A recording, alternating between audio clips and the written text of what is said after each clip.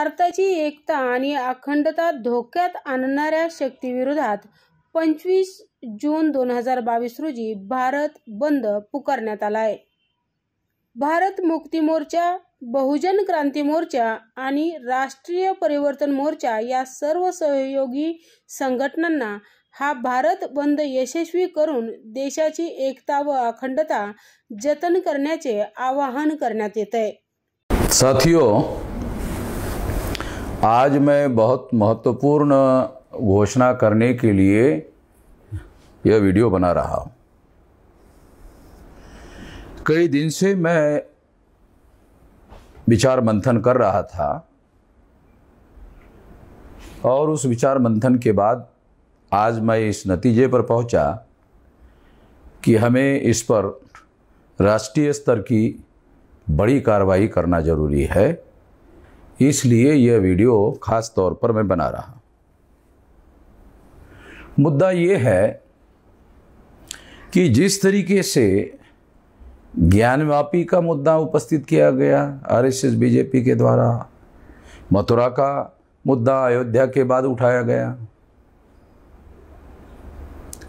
और आरएसएस और बीजेपी के इशारे पर ही नूपुर शर्मा ने मोहम्मद पैगंबर साहब के बारे में बुरा कहा, बदनामी करने वाली बात की और उसकी प्रतिक्रिया राष्ट्रीय और अंतर्राष्ट्रीय स्तर पर हुई और देश की बहुत बड़ी बदनामी हुई। अभी 2020-22 चल रहा है। आरएसएस और बीजेपी के लोगों को ऐसा लगता है कि 2024 का लोकसभा का चुनाव ज्यादा दूर नहीं है, बस आ ही गया है और इस वजह से वो चुनाव की तैयारी के लिए ध्रुवीकरण करने के काम में लगे हुए हैं। हिंदू मुसलमान का ध्रुवीकरण होना चाहिए और ध्रुवीकरण करने के लिए ही उन्होंने नूपुर शर्मा को इस काम पर लगाया था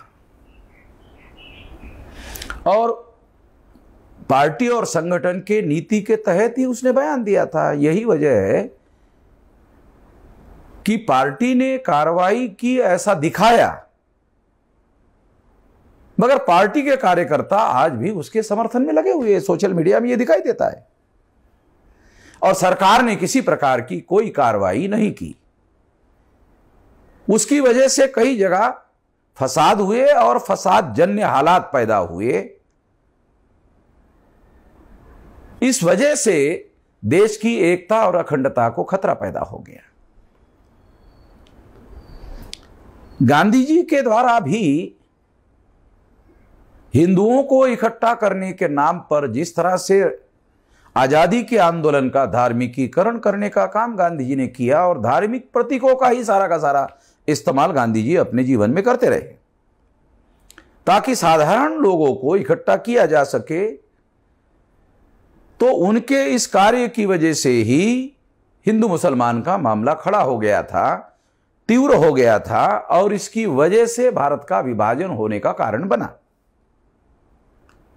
आरएसएस बीजेपी की वजह से जिस तरह से ध्रुवीकरण का काम गांधी जी के बाद दोबारा करने का काम शुरू हुआ, उससे यह बात सिद्ध होती है कि अगर इसी तरह से धार्मिकीकरण करने का काम, ध्रुवीकरण करने का काम, हिंदू मुसलमान का विभाजन करने का काम लगातार चलता रहा तो देश की एकता और अखंडता खतरे में पड़ जाएगी और दोबारा भारत का विभाजन होने का खतरा पैदा हो जाएगा।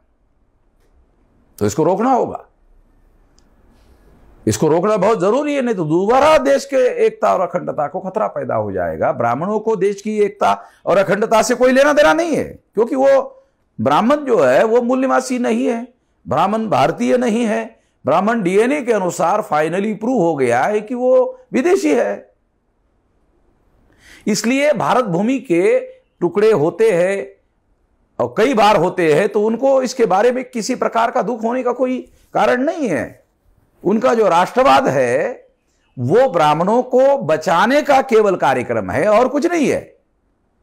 वो अपना विदेशीपन समाप्त करने के लिए राष्ट्रवाद का सहारा ले रहे हैं और राष्ट्रवाद को तड़का लगा रहे हैं हिंदू मुसलमान के मामले का, ताकि हिंदू मुसलमान का ध्रुवीकरण हो जाए। इससे देश की एकता और अखंडता खतरे में पड़ जाएगी। पड़ जाएगी नहीं, पड़ गई है। जिस तरह का हिंदू मुसलमान का ध्रुवीकरण भारत में हो रहा है, उससे देश की एकता और अखंडता खतरे में पड़ गई है। जिस तरीके से ओआईसी यानी ऑर्गेनाइजेशन ऑफ इंटरनेशनल ऑयल कंट्रियों का लगभग 57 देशों का बयान आया, तो खतरा और बढ़ गया है। भारत की एकता और अखंडता के लिए और खतरा बढ़ गया है, बहुत ज्यादा खतरा बढ़ गया है। ओआईसी के लोगों ने जो बयान दिया, उसके लिए आरएसएस बीजेपी के लोग जिम्मेदार है। इससे भारत की एकता और अखंडता खतरे में पड़ गई है। इस एकता और अखंडता को बचाने के लिए राष्ट्रीय स्तर पर बड़ी कार्रवाई करने की, सोशल कार्रवाई करने की, सामाजिक कार्रवाई करने की जरूरत है। और इस सामाजिक कार्रवाई करने के लिए हम 25 जून को, यानी जल्दी ही, आज की तारीख 15 है, तो 10 दिन में हम लोग भारत बंद, 25 तारीख को भारत बंद करेंगे, राष्ट्रीय एकता और अखंडता के समर्थन में। और जो लोग राष्ट्र की एकता और अखंडता तोड़ने की साजिश कर रहे हैं हिंदू मुसलमान के नाम पर, उनके विरोध में यह भारत बंद किया जाएगा। मैं देश के समस्त कार्यकर्ताओं को भारत बंद की तैयारी करने के लिए आह्वान करता हूं। पूरे ताकत से, पूरी शक्ति से हम लोगों को इसमें जुट जाना है।